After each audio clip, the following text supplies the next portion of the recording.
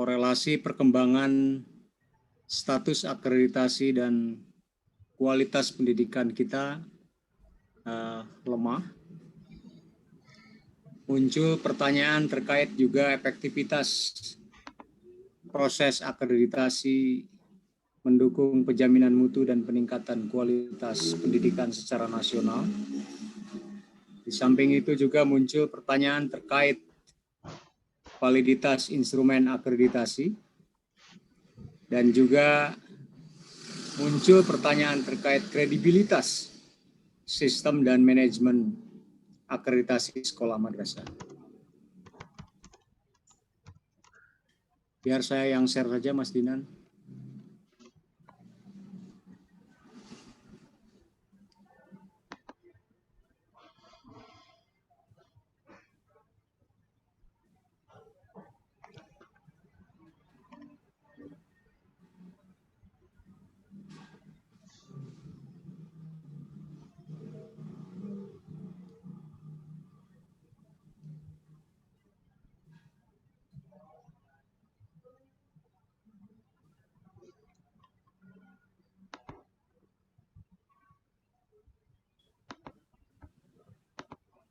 Maaf Bapak Ibu sebentar.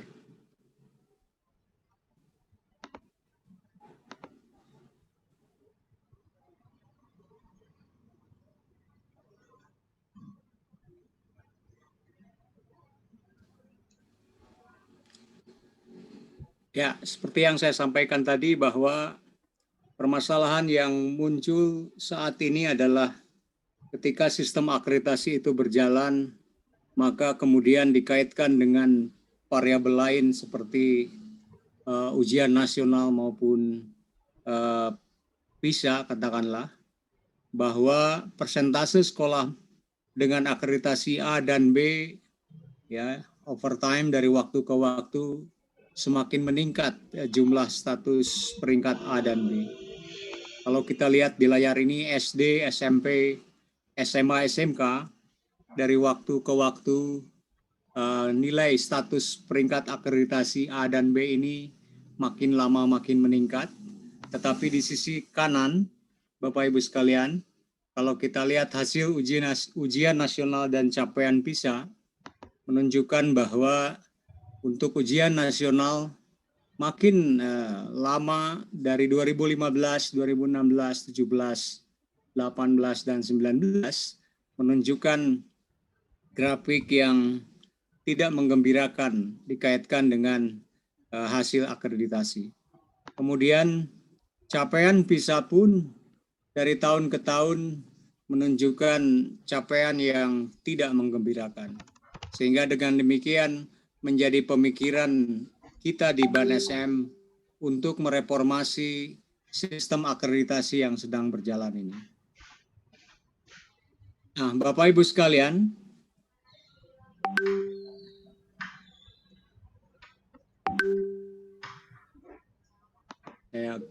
sebentar,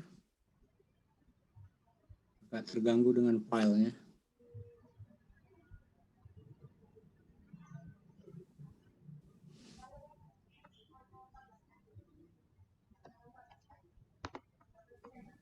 Ya.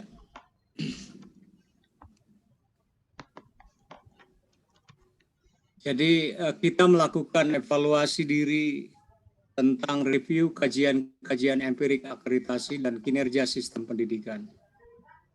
Berikutnya juga kajian pustaka, diskusi dengan berbagai narasumber ahli yang kita undang ke BANSM. Kemudian diskusi internal, analisis sistem dan instrumen. Di samping itu juga kita melakukan benchmarking melalui dunia maya terhadap sistem akreditasi di negara lain. Nah, pada akhirnya kita memutuskan untuk melakukan reformasi manajemen agar akreditasi lebih efektif, efisien, dan tanpa backlog. Bapak Ibu sekalian, ketika kita bicara kuota akreditasi dari tahun ke tahun, maka kemudian karena ada constraint pembiayaan dari APBN, tidak sepenuhnya bisa terpenuhi kuota yang ada, sehingga terjadi backlog dari tahun ke tahun.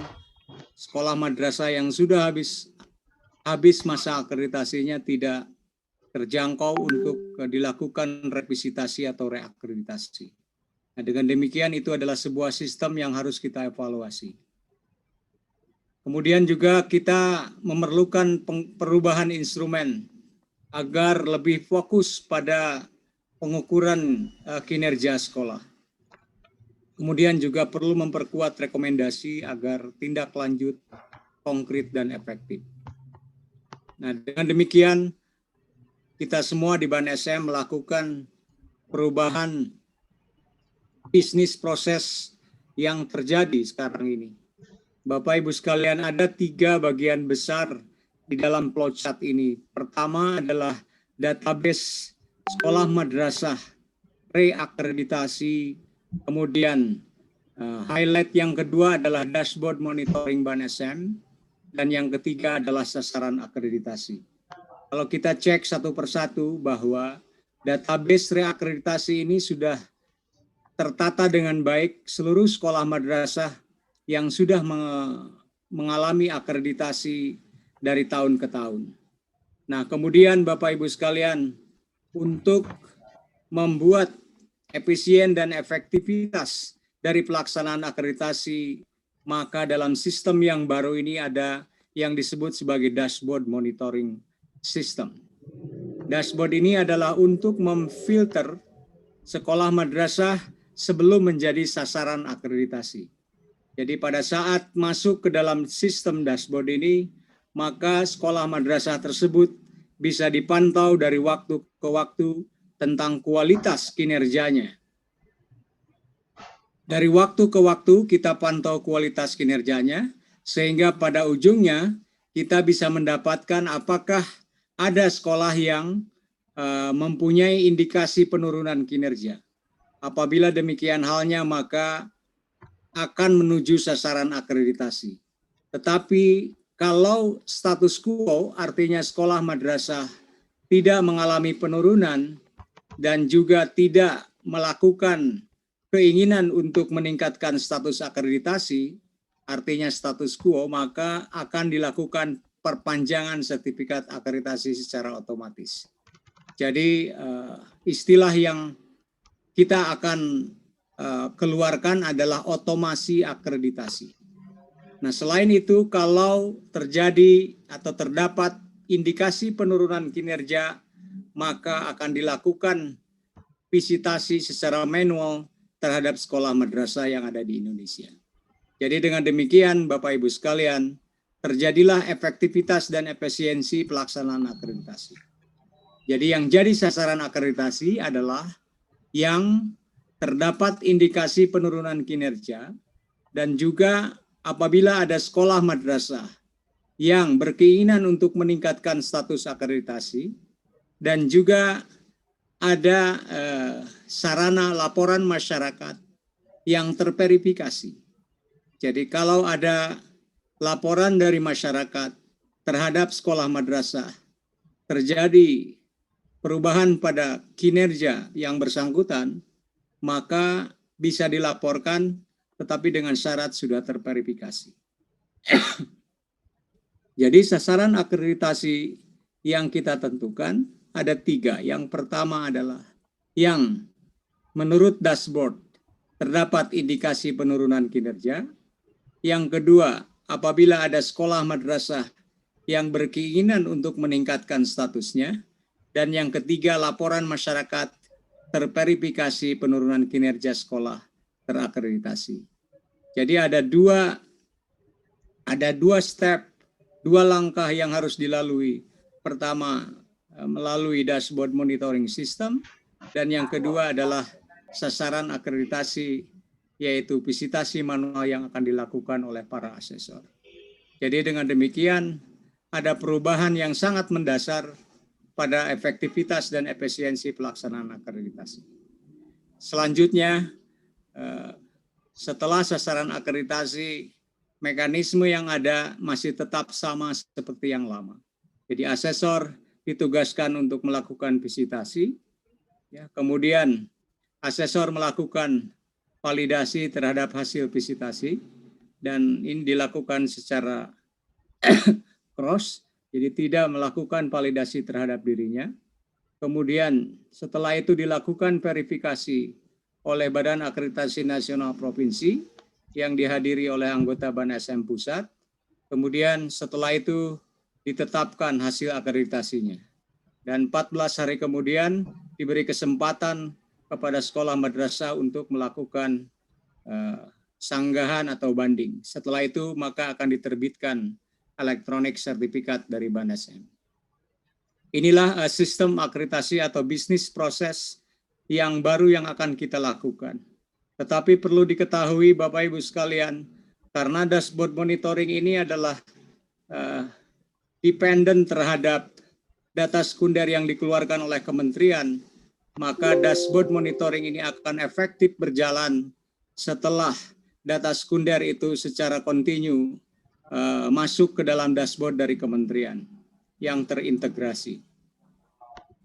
Rencana kita bahwa data sekunder yang akan diambil oleh BANSM adalah data pokok pendidikan, kemudian EMIS dari Kementerian Agama, kemudian asesmen kompetensi minimal, survei karakter, dan survei lingkungan belajar.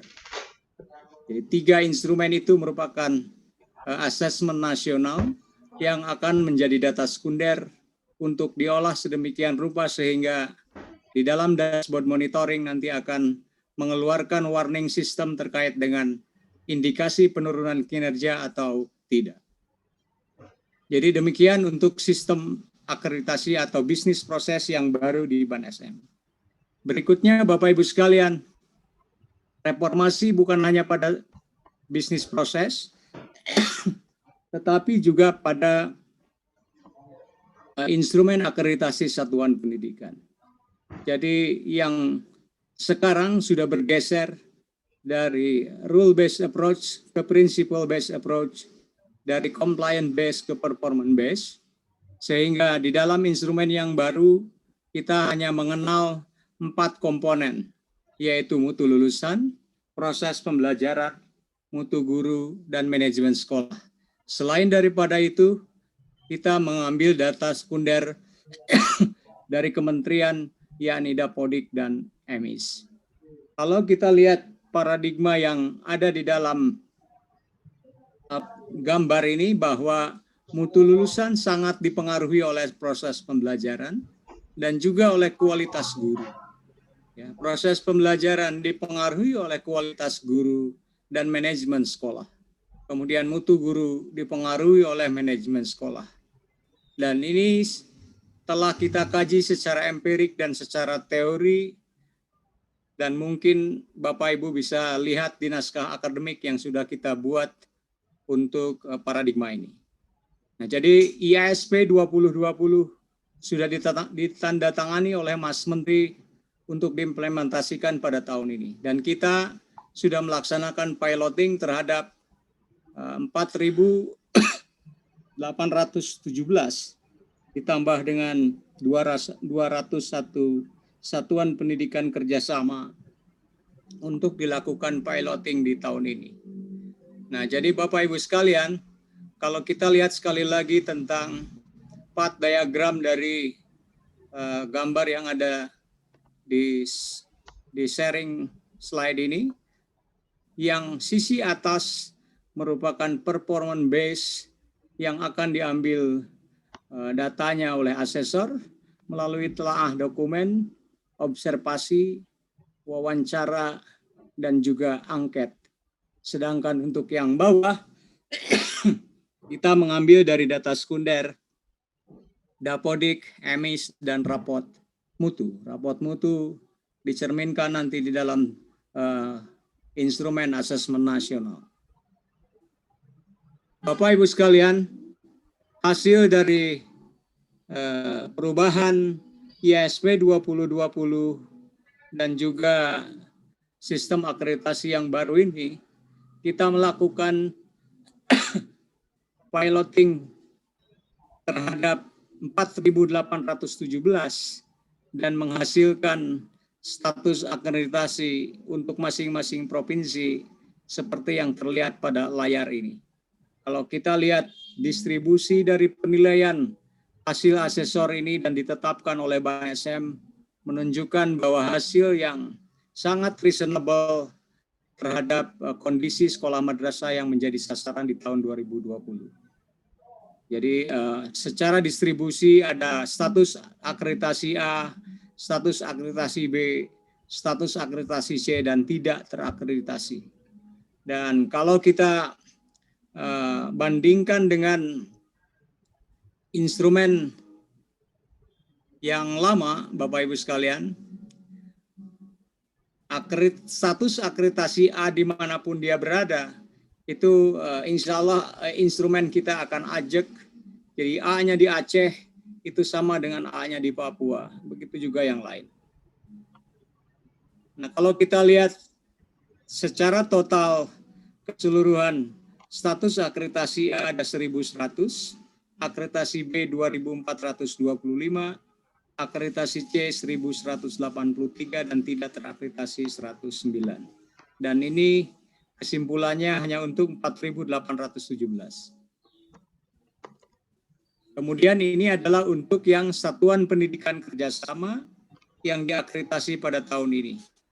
Kalau kita melihat sebaran distribusinya, tidak terakreditasi 46 karena kemungkinan ada persyaratan mutlak yang tidak terpenuhi oleh Satuan Pendidikan Kerjasama karena mengacu pada Permendikbud 31 tahun 2014.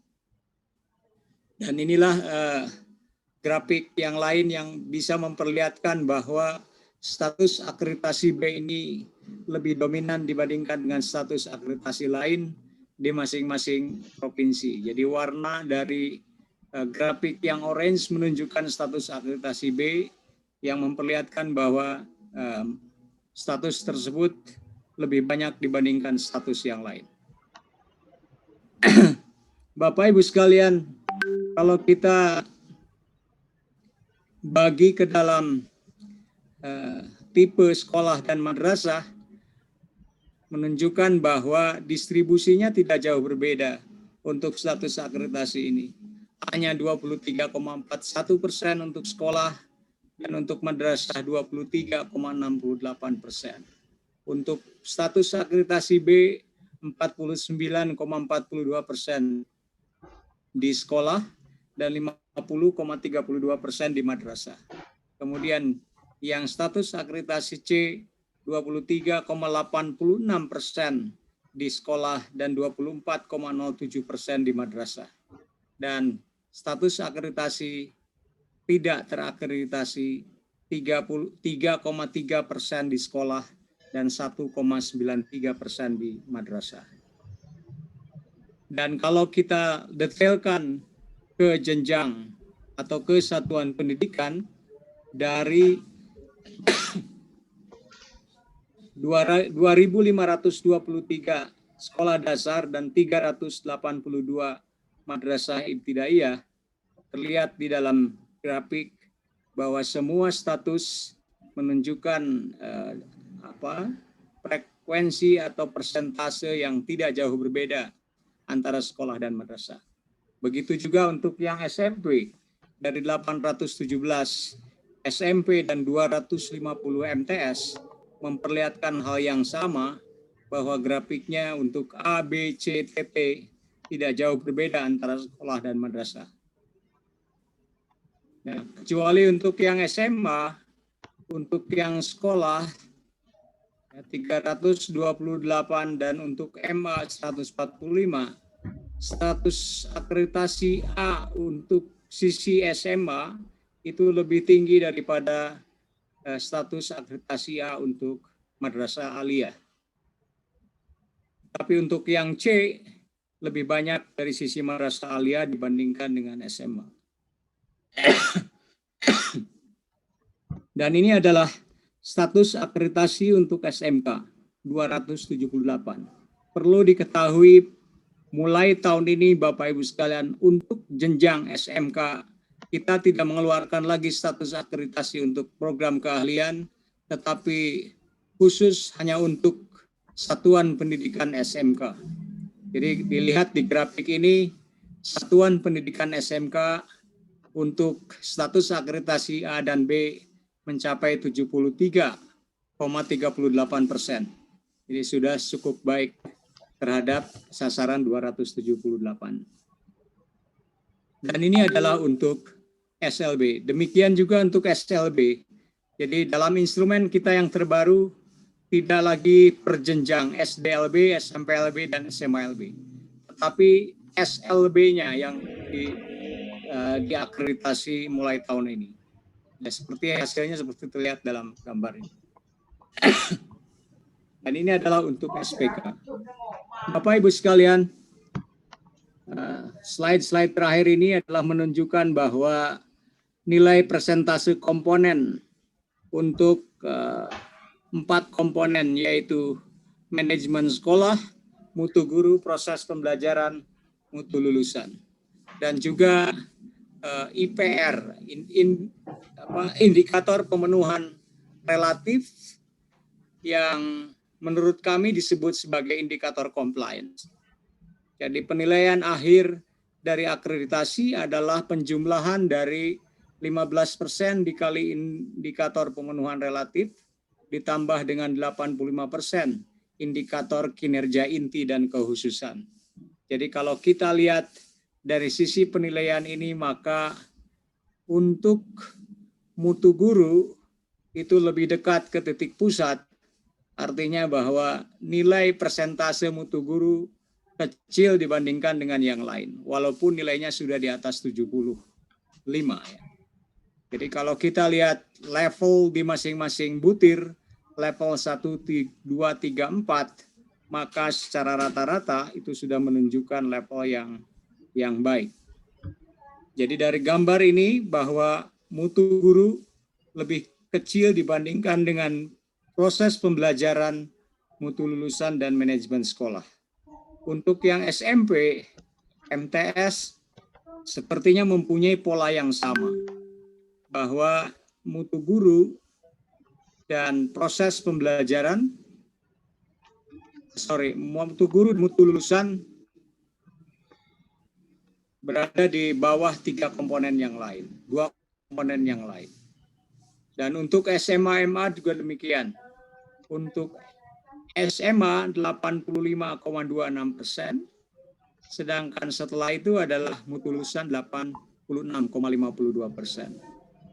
Untuk yang SMK ya sama, bahwa yang mendekati titik pusat adalah mutu guru dan mutu lulusan. Jadi dari semua jenjang baik SD, SMP, SMA maupun SMK dan SLB menunjukkan bahwa mutu guru harus menjadi perhatian khusus bagi pengambil kebijakan di dalam mengimprove, menaikkan kualitas dari komponen-komponen yang ada.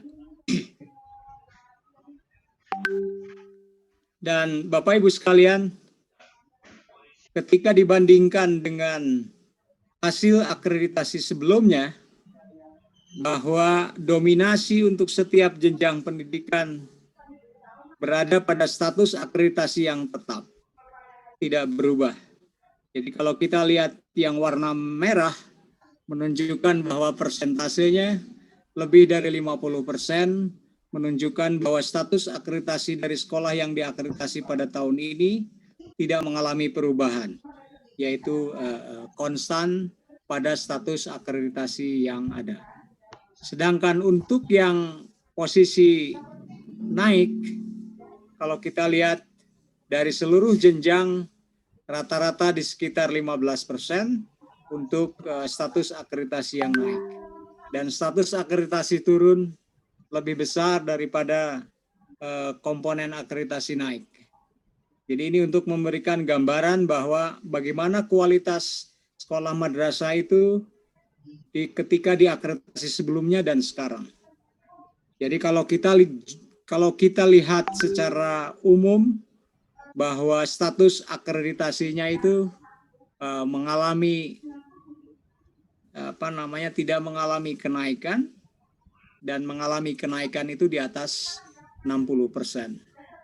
Demikian yang bisa saya sampaikan, Pak Moderator. Terima kasih. Assalamualaikum warahmatullahi wabarakatuh.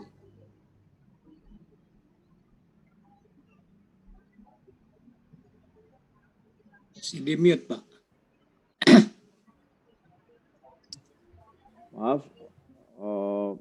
Terima kasih Bapak Dr. Tony Toharudin, Ketua BAN SM yang sudah memberi paparan sekitar hasil akreditasi kita 2020 dan tentu adalah kaitannya dengan bagaimana implementasi dari sistem akreditasi baru kita. Saya juga ingin menyampaikan kepada para hadirin sekalian bahwa acara ini kita memang mulai lebih awal ke pukul 8 untuk memberi kesempatan kepada kita semua untuk mencerna, memahami lebih utuh terhadap proses-proses ini supaya waktu paparannya juga bisa lebih lama dan diskusi kita juga bisa lebih panjang. Dan saat ini kita menunggu bergabung para narasumber yang lain. Kira-kira pukul 8.40 akan bergabung Bapak Direktur KSKK Kemenak untuk juga menyampaikan paparan bagaimana memaknai sistem akreditasi baru ini dalam kaitan kebijakan peningkatan mutu pendidikan di Kementerian Agama. Iya, kalau beliau sudah hadir,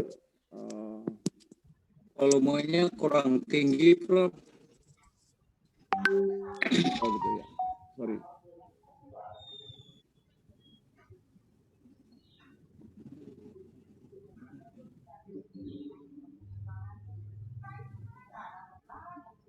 Ya, mungkin sudah bagus suaranya.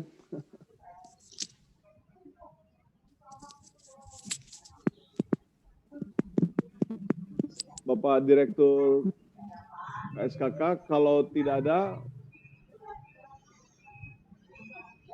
mohon izin Pak Dr. Abdul Malik. Sudah ada, Prof. Sudah ada, Prof. Sudah ada? Oke. Pak Ahmad Umar, ya, mohon di-unmute.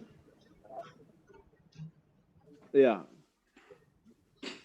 Kami persilakan kepada Bapak Direktur KSKK Kemenak. Baik. Terima kasih. Assalamualaikum warahmatullahi wabarakatuh. Salam. Alhamdulillahirabbil alamin. Assalatu wassalamu ala asyrafil anbiya'i wa mursalin. Sayyidina wa maulana Muhammadi wa ala alihi wa ashabihi ajma'in amma ba'du.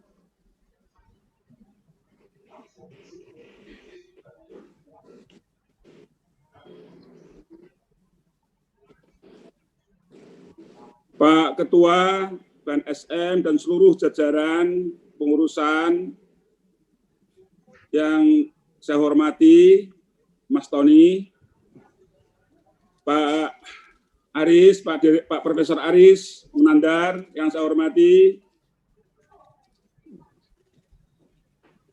dan seluruh peserta webinar yang berbahagia.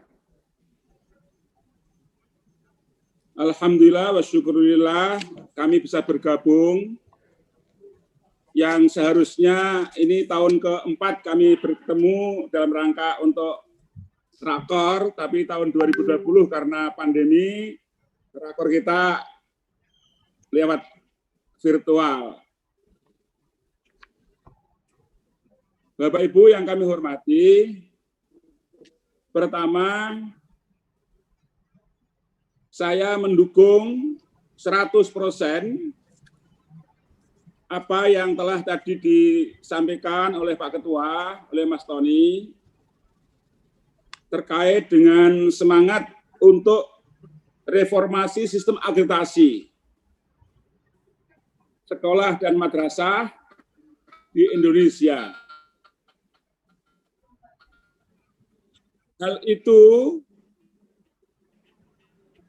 menjadi semakin bahagia saya karena setidaknya ikhtiar pada kali ini menguatkan usulan saya ketika tahun 2017 di Batam tanggal 30 November yang Pak Tony dipilih menjadi ketua PNSM itu, dan juga kami sampaikan ketika bulan November tahun 2019 di Makassar. Bapak-bapak dan ibu-ibu yang kami hormati,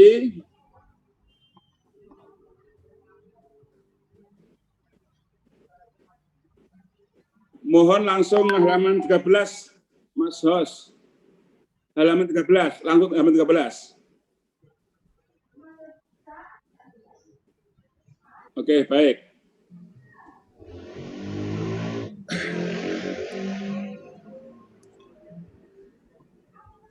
Sehubungan dengan dukungan kami kepada kawan-kawan PNSM tentang rencana reformasi sistem akreditasi itu, kami sudah menyiapkan beberapa langkah untuk mewujudkan penyelenggaraan pendidikan madrasah yang bermutu dengan menyelenggarakan 4 kegiatan.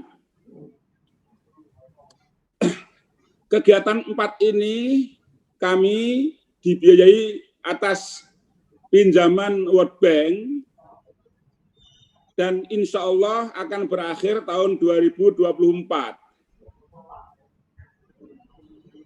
Yang kami lakukan adalah pertama, kami melaksanakan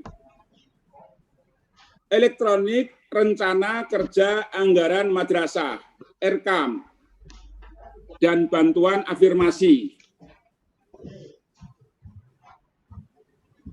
Rencana RKAM ini semula kita hanya akan menyasar ke 50.000 madrasah MI SMA di tahun 2020 ini, karena kita dulu tidak membayangkan akan terjadi wabah COVID. Mengingat sekarang bisa kita laksanakan dengan cara virtual, insya Allah tahun 2021 nanti sisanya akan bisa kita selesaikan bersama-sama. Sehingga tahun 2021 akhir, insya Allah RKAM akan bisa menyasar seluruh madrasah di Indonesia. Lalu yang kedua, kita juga melaksanakan program aksi asesmen kompetensi siswa Indonesia di madrasah. Kenapa kami nggak menggunakan AKM?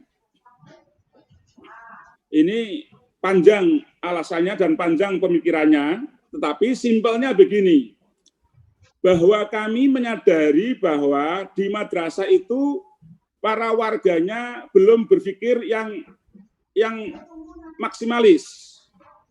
Kawan-kawan masih berpikir yang minimalis. Apabila diberikan batasan yang minimal, maka dia akan mendapatkan di bawah minimal. Jadi kalau AKM itu asesmen kompetensi minimal, saya takutnya kalau menggunakan kalimat itu, kawan-kawan madrasah mengambilnya yang di bawah minimal. Maka kami menggunakan aksi. Nah, penerapan aksi ini kita akan lakukan secara sensus. Seluruh siswa di kelas 4 MI, di kelas 8 MTS, dan di kelas 11 MA tahun 2021 semua akan melakukan itu. Dan tahun 2020 ini instrumen alat tesnya sudah kita lakukan kurang lebih 6 bulan. Tentu kami melakukan ini juga koordinasi dengan Dikbud yang bagian standar kurikulum. Kami selalu konsultasi sehingga isi itu insya Allah nggak jauh-jauh dari AKM insya Allah. Bahkan kami targetnya ya lebih tinggi. Karena kami ada aspek karakter yang itu justru menjadi ukuran utama. Nah, dengan kegiatan aksi di tahun 2020 ini, instrumen kita matangkan, 2021 kita laksanakan, hasil dari aksi itu akan kita lakukan pemetaan masalah, di mana letak kekurangannya, di mana letak kelemahannya di madrasah.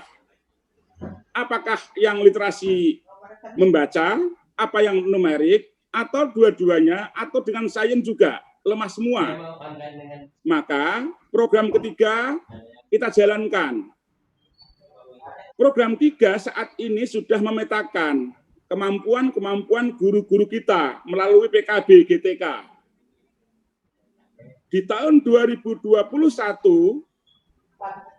guru-guru kita latih, anak-anak kita tes, maka pada saat berikutnya guru nanti akan melatih di mana kekurangan-kekurangan, kelemahan-kelemahan di madrasah dari 3-4 aspek yang diujikan di aksi itu, nanti kita akan carikan solusi bersama-sama. Nah, lalu program yang keempat, Pak Aris, Pak Profesor, ini yang sering jadi bullying ketika kami datang di acara rakor Ban SM, masalah emis. Ya. Terus terang saya terpukul, tetapi saya juga harus berpikir ketika di Makassar betapa saya dibullying karena emis kami yang memang sangat lemah, maka saat itu kami nekat. Saya nggak mau lagi besok ketemu kawan-kawan Ban SM, saya malu. Maka, alhamdulillah melalui dana bantuan World Bank, kami berjanji nanti pada saatnya kami akan melapor ketemu kawan-kawan Ban SM, ini new emis. New emis ini kami lakukan dengan cara betul-betul kita angkat konsultan, kita biayai dengan biaya yang tidak tanggung-tanggung dengan World Bank. Saya ingin agar emis ini betul-betul pangkalan data yang akurat dan bisa terpercaya. Semua orang bisa melihat di situ. Maka dengan platform digital madrasah yang digalakkan oleh Pak Menteri Agama, ditandai dengan RKAM dan emis ini, tentu masih satu lagi Pak Aris, dengan e-learning. Jadi kami di madrasah itu sudah punya 3 platform yang menandai kita ini sudah tidak lagi manusia seperti zaman sebelum COVID. Jadi setelah COVID ini kami memproklamirkan diri sebagai madrasah yang berbasis digital madrasah. Kami sudah menandai 3 hal. 1, e-learning madrasah. 2, RKAM, ini untuk mengontrol dan menyiapkan segala sesuatunya terkait dengan bantuan sarana prasarana dan BOS. Lalu yang ketiga, emis. Alhamdulillah, 3-tiganya ini kita siapkan di tahun 2020, dan nanti tahun 2021, bulan Februari, nanti kami akan sampaikan, nanti kami akan undang Pak Aris juga dan kawan-kawan, launching new emis. Mudah-mudahan nanti kawan-kawan Ban SM sudah nggak lagi mengkritik saya, datamu itu nggak benar. Insya Allah besok sudah berubah. Dan Pak Aris, saya sampaikan, e-learning madrasah sebagai ciri transformasi digital madrasah, ini adalah dirancang, dibangun oleh alumni madrasah dan direktorat Yayasan Madrasah. Khusus e-learning saya katakan tidak membebani anggaran negara, karena ini kami laksanakan berbasis gotong royong kawan-kawan yang pintar-pintar kami undang, dan alhamdulillah emis sekarang sudah diakses oleh lebih 2,5 juta siswa dan guru, sehingga ini alhamdulillah basisnya bagus. Next Mas, berikutnya Mas. Lalu halaman berikutnya, halaman 14, kerangka hasil yang diharapkan dari kegiatan yang kita lakukan. Kita punya jangka menengah, jangka pendek, jangka panjang. Yang kami lakukan 4 tahapan tadi, Pak Aris, Pak Moderator, Pak Ketua, jangka panjangnya kami ingin meningkatkan capaian pembelajaran siswa yang diukur dari aksi itu adalah tes internal kita, lalu PISA, International Assessment, dan juga tes-tes yang lain yang sifatnya internasional harus meningkat.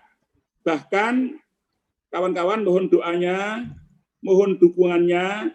Kami telah menyiapkan diri bisa tahun 2022 nanti kami menargetkan kita harus bisa di ranking separuh dari 77 negara.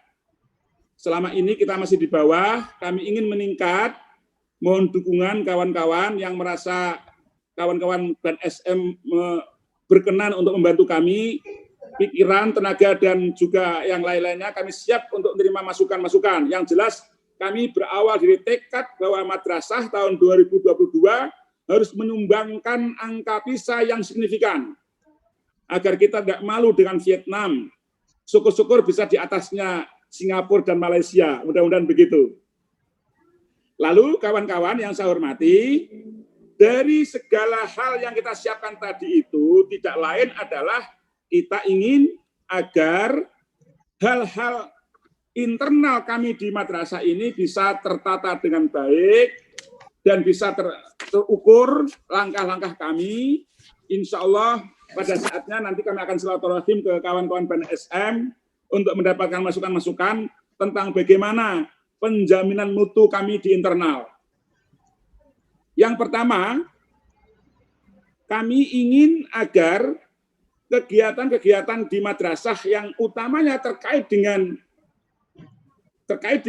Erkam, EMIS dan e-learning madrasah ini bisa memacu semangat kawan-kawan belajar yang lebih baik, kemudian mengajar yang juga lebih baik, ketemunya guru mengajar dengan baik, siswa belajar dengan baik, mudah-mudahan hasilnya lebih bagus. Dan saya kira beberapa kali saya menyampaikan penggambaran bagaimana tekad madrasah untuk meningkatkan mutu ini. Alhamdulillah Pak Moderator telah muncul beberapa hasil dari madrasah tahun 2020 ini. Setidaknya kami menempati ranking kedua dalam seleksi masuk perguruan tinggi negeri, dan kami hanya di bawahnya SMA Tamrin. Itu artinya madrasah ya memiliki kualitas yang baiklah. Bahkan untuk aspek literasi membaca kami paling tinggi di ranking 1. Nah, dari sini insya Allah semua yang direncanakan oleh kawan-kawan BNSM untuk melakukan reformasi sistem akreditasi sepenuhnya kami mendukung, dan insya Allah kami siap untuk melaksanakan. Apalagi tadi ada beberapa hal yang terkait dengan bagaimana akreditasi yang seharusnya itu betul-betul saya sangat setuju, dan mudah-mudahan ke depan pola akreditasi ini menjadi tantangan kawan-kawan madrasah, karena akreditasi tidak lagi menjadi beban, tapi menjadi pilihan. Maka siapapun yang ingin dan melaksanakan akreditasi, dia akan sungguh-sungguh dan serius, sehingga hasil akreditasi sendiri bisa dirasakan, dampaknya, outcome-nya nyata. Saya kira itu. Terima kasih. Mohon maaf. Wassalamualaikum warahmatullahi wabarakatuh.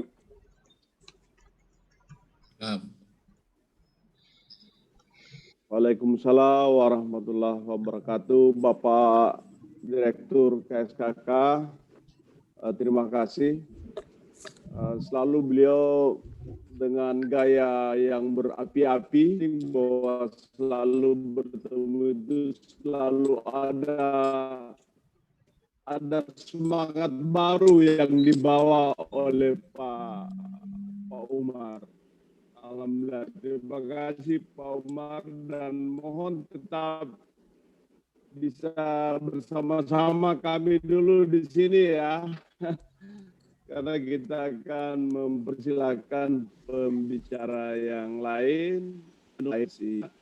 Namun demikian kita punya kesempatan untuk mempersilahkan para pembahas yang sudah hadir di sini, Pak Doni Kusuma, anggota Badan Standar Nasional Pendidikan. Kepada beliau dipersilahkan dengan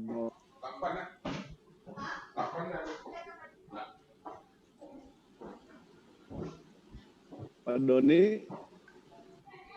Baik, terima kasih Pak Aris. Alhamdulillah. Mas Doni, selamat pagi. Terima kasih Mas Doni. Terima kasih Pak Aris.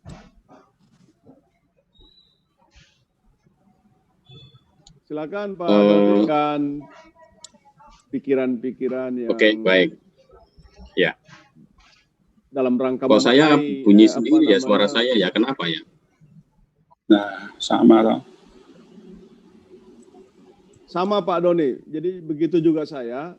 Oke. Tapi silakan bicara saja karena itu didengarkan oleh teman-teman lain. Oke, baik. Terima kasih. Selamat pagi Bapak Ibu semua, Bapak Tony dan teman-teman semua. Salam sejahtera untuk kita semua. Saya berterima kasih karena pada kesempatan yang baik ini diperbolehkan untuk memberikan tanggapan terhadap sistem akreditasi yang baru.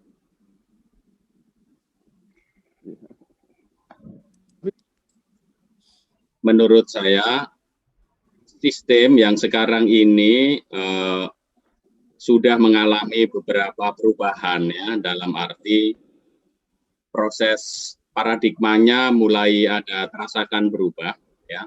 Ini sesuatu yang sangat bagus menurut saya.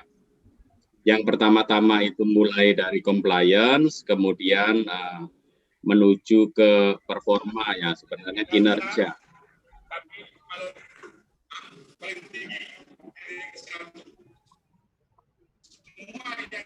Dan kinerja. Nah, Bapak Ibu semua, saya memberikan beberapa catatan.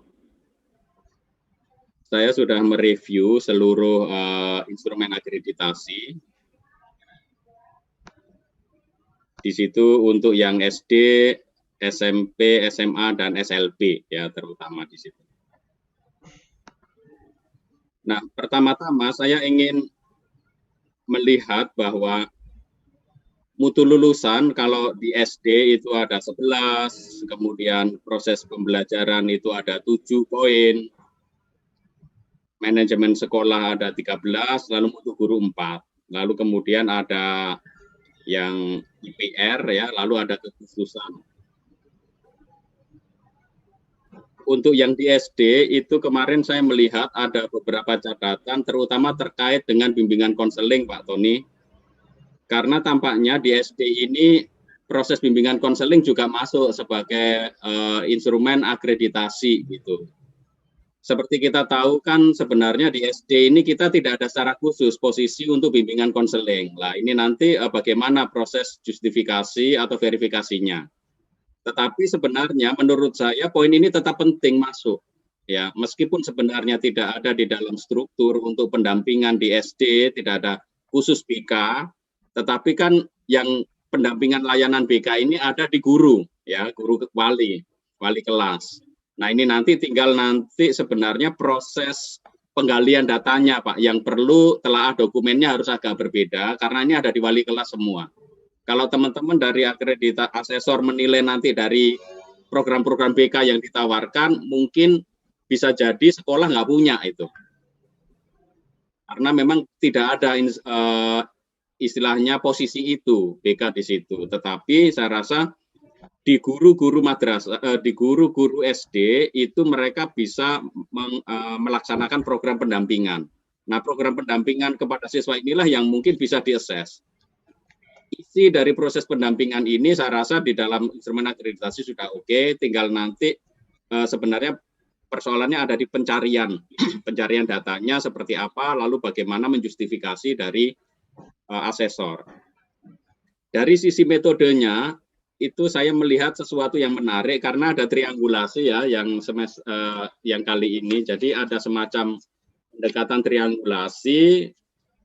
Jadi ada sebenarnya data-data yang sudah bisa masuk menjadi bahan awal dari asesor seperti Dapodik bisa dipergunakan, kemudian data untuk EDS atau PMP yang diisi oleh sekolah sebagai self-assessment, itu bisa menjadi data masukan. Lalu ketika ada verifikasi oleh tim asesor, itu ada berbagai macam bentuk assessment-nya seperti melalui angket, wawancara, observasi, dan telaah dokumen.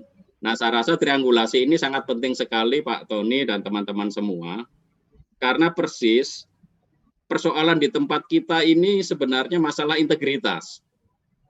Jadi, data-data pendidikan kita mungkin karena sifatnya masif dan besar, data-data ini seringkali tidak presis atau tidak jujur diisi oleh sekolah.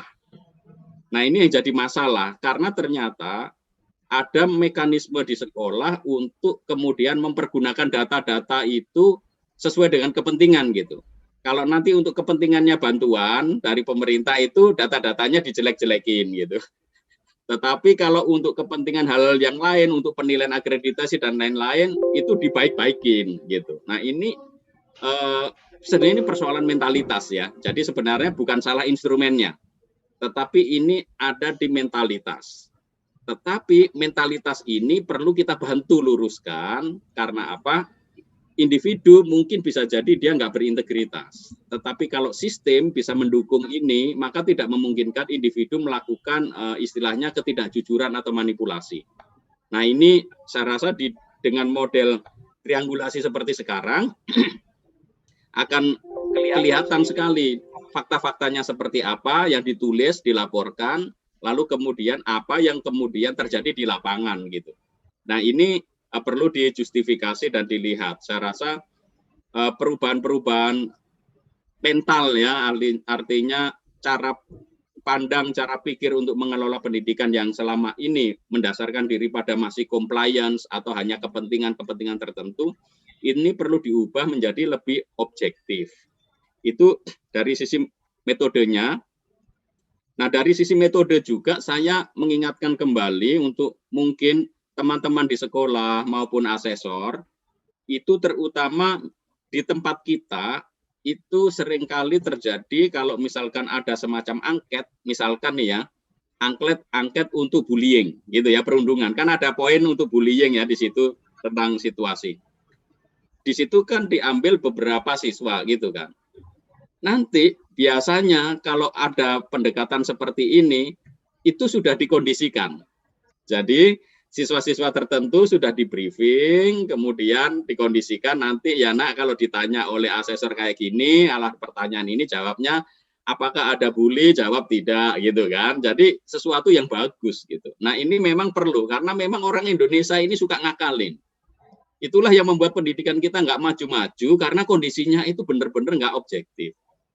Nah ini harus diperhatikan oleh tim asesor, dan kami dari Badan Standar Nasional Pendidikan meminta sungguh-sungguh kepada pengelola satuan pendidikan yang jujur dan berintegritas mengisi data-datanya gitu. Tetapi tadi saya katakan membuat orang jujur itu tidak mudah. Kalau orang sudah punya karakter memanipulasi, apapun akan dimanipulasi. Tetapi sistem itu akan membantu, maka akreditasi ini harus main di sistem, sehingga dia bisa kemudian membantu memperkecil potensi-potensi manipulasi atau tadi mengkondisikan siswa untuk kemudian memperoleh masukan-masukan tertentu yang memang sesuai yang diharapkan. Lalu metode yang lain yang kemudian catatan saya, selama ini kan kalau proses akreditasi itu sudah ditentukan waktunya, nanti akan datang kapan gitu. Tahun ini akan akreditasi, ada jadwalnya. Nah, mentalitas selama ini itu adalah mentalitas 3 tahunan gitu. Banyak sekolah setelah akreditasi itu dia sambalewa seenaknya sendiri, dokumen-dokumen tidak ditata, RPP tidak dibuat, sekolah berjalan begitu saja, yang penting saya sudah dapat akreditasi. Nah, mekanisme yang seperti ini kemudian membuat sekolah selalu mengalami kemendadaan ketika harus akreditasi. Kadang-kadang penilaian kinerja guru itu yang 2 tahun lalu itu nggak ada, lalu dibuat-buat ada aja gitu. Nah, bagaimana sistem akreditasi ini diintegrasikan dengan pendampingan-pendampingan di kepengawasan. Kita tahu bahwa pengawas pun juga memiliki kompetensi yang masih memprihatinkan gitu ya. Sehingga pengawasnya masih banyak compliance juga gitu. Nah, ini harus dilihat. Menurut saya, mungkin pelaksanaan akreditasi itu, seandainya dikatakan di tahun ini sekolah A akan kami akreditasi gitu. Mungkin kita bisa menyebutnya nih dari Badan Akreditasi sebutnya bulan Januari gitu ya misalkan. Udah datangnya mendadak saja gitu. Apakah memungkinkan seperti itu gitu untuk menghindari tadi gitu sesuatu yang didesain lalu kemudian ada spanduk selamat datang tim anggota BAN, kami siap semua, padahal itu cuma simulasi saja. Fakta-faktanya nggak seperti itu gitu. Ini kan model-model seperti ini banyak terjadi gitu.